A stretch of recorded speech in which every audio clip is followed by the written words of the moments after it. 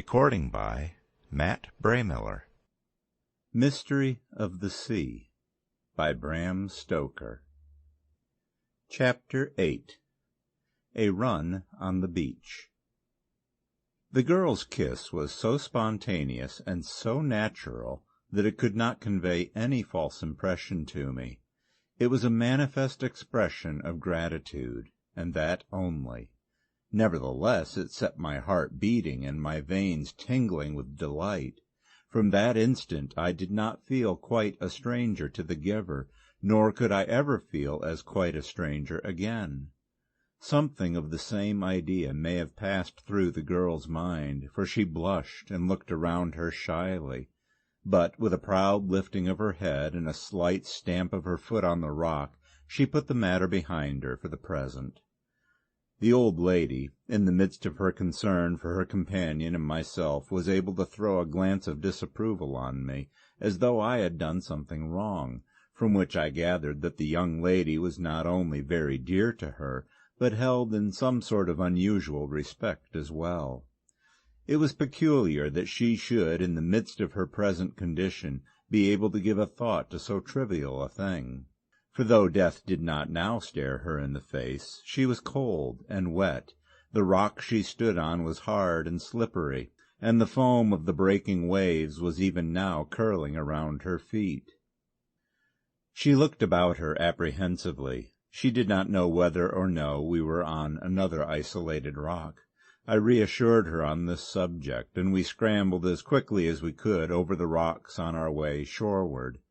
The elder lady took up most of my time. Here and there in a difficult place, for the wind by now blew so strongly that one found it hard to balance oneself as is necessary when walking on rocks, I offered the younger my hand. At first she firmly declined, but then, manifestly thinking it churlish, she relented and let me help her. That kiss was evidently rankling in her mind. Both the women breathed more freely when we had reached the shore and stood secure from the sea, and indeed by this time the view, as we looked back, was enough to frighten one. Great waves topped with white were rolling in from as far as we could see, dashing over the rocks, sending up here and there white towers of spray, or rolling in on the flat shore in front of us with an ominous roar. Woe betide anyone who might be isolated now on any rock beyond. He would be swept off and beaten on the rocks. The old lady groaned as she saw it, and then said audibly a prayer of thankfulness. Even the girl grew white for a moment. Then, to my secret joy, unconsciously she drew closer to me. I took control of the party. "Come," I said, "you mustn't stand here in your wet clothes. Hurry to the hotel and get dried. You will get your death of cold. We must all run, or hasten at all events," I added, as I took in the dimensions of the elder lady. "We have left our trap at the hotel," said the younger lady, as we began to walk quickly in the direction of Port Erroll. As we were moving off, it suddenly struck me that Gormala might have seen the episode of the rescue. The very thought of such a thing filled me with such dismay that I groaned aloud. Not for all the world would I have had her have a hand in this. It was too sacred, too delightful, too much apart from ordinary things. Whilst I was lost in a reverie of inexpressible sweetness for perhaps 2 or 3 seconds altogether, I was recalled to myself by the voice of the girl, who came close to me. "Are you hurt? Please tell me if you are. I am a first aid." "Hurt?" I asked, surprised. "Not at all. What on earth makes you think so?" "I heard you groan." "Oh, that," I began with a smile. Then I stopped, for again the haunting fear of Gormala's interference closed over my heart like a wet mist. With the fear, however, came a resolution. I would not have any doubt to torment me. In my glance about the shore as we came off the rocks on to the beach, I had not seen a sign of anyone. At this part of the shore the sand hills have faded away into a narrow flat covered with bent grass, beyond which the land slopes up directly to a higher plane. There was not room or place for anyone to hide. Even one lying amongst the long bents could be seen at a glance from above. Without a word I turned to the left and ran as quickly as I could across the beach and up the steep bank of the sandy plateau. With a certain degree of apprehension, and my heart beating like a trip-hammer, I had certainly taken this matter with much concern. I looked around. Then I breathed freely. There was not a sign of anyone as far as I could see. The wind, now coming fiercely in from the sea, swept the tall bent grass till it lay over, showing the paler green of its underside, the blue-green metallic shimmer which marks it, and which painters find it so hard to reproduce, had all vanished under the stress. I ran back to join the ladies. The elder one had continued walking stolidly along the shore, leaving a track of wet on the half-dry sand as she went, but the younger one had lingered and came towards me as I approached. "I hope there was nothing wrong?" she asked in a most natural way. "No," I said it without thinking, for there was something about the girl which made me feel as if we were old friends, and I spoke to her unconsciously in this strain. "It's all right. She's not there." "Who?" she asked, with unconsciousness of any arrière-pensée, an unconsciousness similar to my own. "Gormala," I answered. "And who is Gormala?" For quite a minute or two I walked on without speaking, for I wanted to think before I answered. I felt it would be hard to explain the odd way in which the seer woman seemed to have become tangled up in my life, and yet I wanted to tell this girl. I feared that she might laugh at me, that she might think me ridiculous, that she might despise me, or even that she might think me a lunatic. Then again Gormala might come and tell things to her. There was no accounting for what the woman might do. She might come upon us at any moment. She might be here even now. The effect of her following or watching me had begun to tell on my mind. Her existence haunted me. I looked around anxiously and breathed freely. There was no sign of her. My eyes finally fetched up on the face of the girl. Her beautiful dark eyes were fixed on me with interest and wonder. "Well," she said after a pause, "I don't suppose I'm more inquisitive than my neighbors, but I should just like to know, right here, what's wrong with you. You looked round that time just as if you were haunted. Why did you run away that time and search round as if someone had taken a pot shot at you and you wanted to locate him? Why did you groan before you went and come back humming? Who is Gormala anyhow, and why were you glad that you didn't see her? Why didn't you answer me when I asked you who she was? Why did you walk along with your head up and your eyes staring as though you were seeing visions? And why—" All at once she stopped, and a swift blush swept over her face and even her neck. "Oh," she said in a low tone with a note of pathos in her voice. "I beg your pardon. My unruly tongue ran away with me. I have no right to ask so many questions, and from a stranger, too." She stopped as suddenly as she had begun. "You might have spared me that," I said. "I know I have been rude in delaying to answer your question about Gormala, but the fact is that there are so many odd things in connection with her that I was really considering whether you would think me a fool or a lunatic if I told them to you.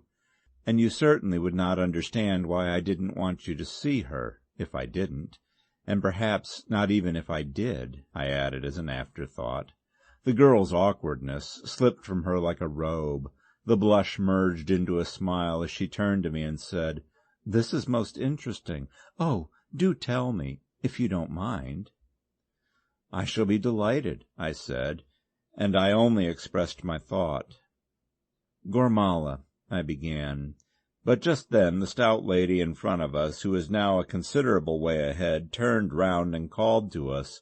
I could only hear, "Miss Anita," but the girl evidently understood, for she called out, "All right, we are coming at once," and she hurried on. It gave me a thrill of pleasure that she said "we," not "I." It was sweet to have a part in such a comprehension. As we went, she turned to me and said, "You must tell me all about it. I shan't be happy till I hear the whole story, whatever it is. This is all too lovely and exciting. I hadn't an idea when we went out sleepily this morning that there would be so much in the day to think of afterwards." I felt that I had taken my courage in both hands as I said, "You'll both dine with me at the hotel, won't you?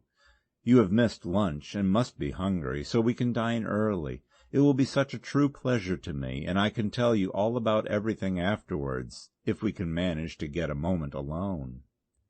She paused, and I waited anxiously. Then she spoke with a delightful smile. "That must be as Mrs. Jack says, but we shall see." With this I had to be content for the present. When we came up to her, Mrs. Jack said in a woeful way, "Oh, Miss Anita, I don't know what to do. The sand is so heavy, and my clothes so weighty with the wet, and my boots squish so with the water in them, that I'm beginning to think I'll never be able to get warm or dry again, though I'm both warm enough and dry enough in other ways." As she spoke she moved her feet somewhat after the manner of a bear dancing, so as to make her wet boots squeak. I would have liked to have laughed, though I really pitied the poor thing, but a glance at the concern on Miss Anita's face checked me. Very tenderly she began to help and comfort the old lady, and looked at me pleadingly to help her. "Why, dear," she said, "no wonder it is hard walking for you with your clothes so wringing wet." And then she knelt down on the wet sand and began to wring them out. I looked around to see what I could do to help. Just opposite where we were, the outcrop of rock on which the Hawklaw is based sent up a jagged spur of granite through the sand, close under the bent hillocks. I pointed to this, and we led the old lady over to it and made her sit down on a flat rock. Then we proceeded to wring her out, she all the while protesting against so much trouble being taken about her. We pulled off her spring-side boots, emptied them out, and with considerable difficulty forced them on again. Then we all stood up, and the girl and I took her arms and hurried her along the beach. We all knew that nothing could be done for real comfort till we should have reached the hotel. As we went, she said with gratitude in every note of her voice, the words joggling out of her as she bumped along, "Oh, my dears, you are very good to me." Once again the use of the plural gave me pleasure. This time, however, it was my head rather than my heart which was affected. To be so bracketed with Miss Anita was to have hope as well as pleasure. Things were beginning to move fast with me. When we got to Cruden, there was a great local excitement and much running to and fro on the part of the good people of the hotel to get dry clothes for the strange ladies. None of us gave any detail as to how the wedding took place. By some kind of common consent it was simply made known for the time that they had been overtaken by the tide. When once the incomplete idea had been started, I took care not to elaborate it. I could see plainly enough that though the elder lady had every wish to be profuse in the expression of her gratitude to me, the younger one not only remained silent, but now and again restrained her companion by a warning look. Needless to say, I let things go in their own way. It was too sweet a pleasure to me to share anything in the way of a secret with my new friend, to imperil such a bliss by any breach of reticence. The ladies were taken away to bedrooms to change, and I asked that dinner for the three of us might be served in my room. When I had changed my own clothes, over which operation I did not lose any time, I waited in the room for the arrival of my guests. Whilst the table was being laid, I learned that the two ladies had come to the hotel early in the day in a dog-cart driven by the younger one. They had given no orders except that the horse should be put up and well cared for. It was not long before the ladies appeared. Mrs. Jack began to express her gratitude to me. I tried to turn it aside, for though it moved me a little by its genuineness, I felt somewhat awkward, as though I were accepting praise under false pretences. Such service as I had been able to render, though of the utmost importance to them, had been so easy of execution to me that more than a passing expression of thanks seemed out of place. After all, I had only accepted a wedding on behalf of two ladies placed in an awkward position. I was a good swimmer, and my part of the whole proceeding was unaccompanied by any danger whatever. I thought, of course, had it been later in the coming of the storm, things might have been very different. Here I shuddered as my imagination gave me an instantaneous picture of the two helpless women in the toils of the raging sea amongst those grim rocks, and borne by that racing tide which had done poor Lauchlane Macleod to death. As if to emphasize my fears, there now came a terrific burst of wind, which seemed to sweep over the house with appalling violence. It howled and roared above us, so that every window, chimney, and door seemed to bear the sound right in upon us. Overhead was heard, between the burst which shook the windows and doors, that vague booming sound, which conveys perhaps a better sense of nature's forces when let loose than even the concrete expression of their violence. In this new feeling of the possibilities of the storm, I realized the base and the truth of the gratitude which the ladies felt, and I also realized what an awful tragedy might have come to pass had I or someone else not come down the path from Whinnyfold just when I did. I was recalled to myself by an expression of concern by Mrs. Jack. "Look how pale he has got. I do hope he has not been hurt." Mechanically I answered, "Hurt? I was never better in my life." Then I felt that my pallor must have left me, and that I grew red with pleasure as I heard Miss Anita say, "Ah, I understand. He did not have any fear for himself, but he is beginning to feel how terrible it was for us." The fullness of understanding on the part of the beautiful girl, her perfect and ready sympathy, the exactness of her interpretation of my mind made for me an inexpressible pleasure. When I told Mrs. Jack that I had ventured to claim them both as my guests, and hoped that they would honor me by dining with me, she looked at her companion in the same inquiring way which I had already noticed. I could not see the face of the younger lady at the moment, as it was turned away from me, but her approval was manifest. The answer was made gladly in the affirmative. Then I put forth a hope that they would allow me to have a carriage ready to take them home, whenever they might desire, so that they might feel at ease in remaining till they had been thoroughly restored after their fatigue. I added that perhaps it would be good for Miss Anita. Mrs. Jack raised her eyebrows slightly, and I thought there was a note of distance in her voice, as though she resented in a quiet way my mentioning the name.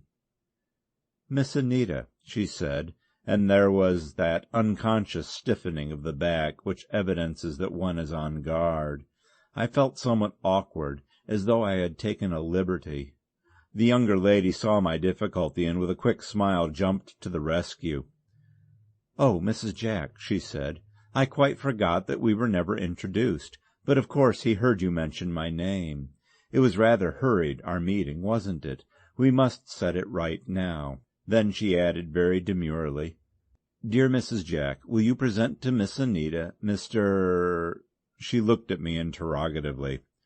"Archibald Hunter," I said, and the presentation was formally made. Then Miss Anita answered my question about the carriage. "Thank you for your kind offer, Mr. Archibald Hunter." I thought she dwelt on the name. "But we shall drive back as we came. The storm will not be quite so bad inland, and as it does not rain, the cart will be all right. We have plenty of wraps. The lamps are good, and I know the road. I noted it well as we came. Is that not right?" she added, turning to her companion. "Quite right, my dear. Do just as you like." And so the manner of their going was arranged. Then we had dinner, a delightful cosy meal. The fire leaped whenever the wind roared, and as the darkness of the storm made a sort of premature nightfall, it gave a pleasant homely look to everything. After dinner we sat round the fire, and I think for a time we were all content. To me it was so like a dream, to sit there close to the beautiful stranger, and to think of the romantic beginning of our acquaintance, was enjoyment beyond words. And yet I did not dare to cast a glance forwards, but I was content to wait for that. I had a conviction that my own mind was made up. After a little while we all became silent. Mrs. Jack was beginning to doze in her chair, and we two young folk instinctively banded ourselves together with our youthful superiority over sleep and fatigue. I sat quite still. There was something so sweet in this organized companionship of silence that it enraptured me. I did not need Miss Anita's look of caution to remain quiet. There was something in her face, some power or quality which was as eloquent as speech. I began to think of it, and the habit of introspection, which had now become a part of my nature, asserted itself. How much of this quality, I thought, was in her face? How much in my own eyes and the brain that lay behind them? I was recalled to myself by a whisper. "I thought for a moment you were going to sleep too." "Shh." She placed a finger on her lip a moment, and then tiptoed over to the sofa. Taking a soft cushion, she placed it under Mrs. Jack's head, which had now fallen over sideways upon the arm of the chair. Then she sat beside me again, and bending over, said softly, "While she is asleep, would you mind walking down to the beach?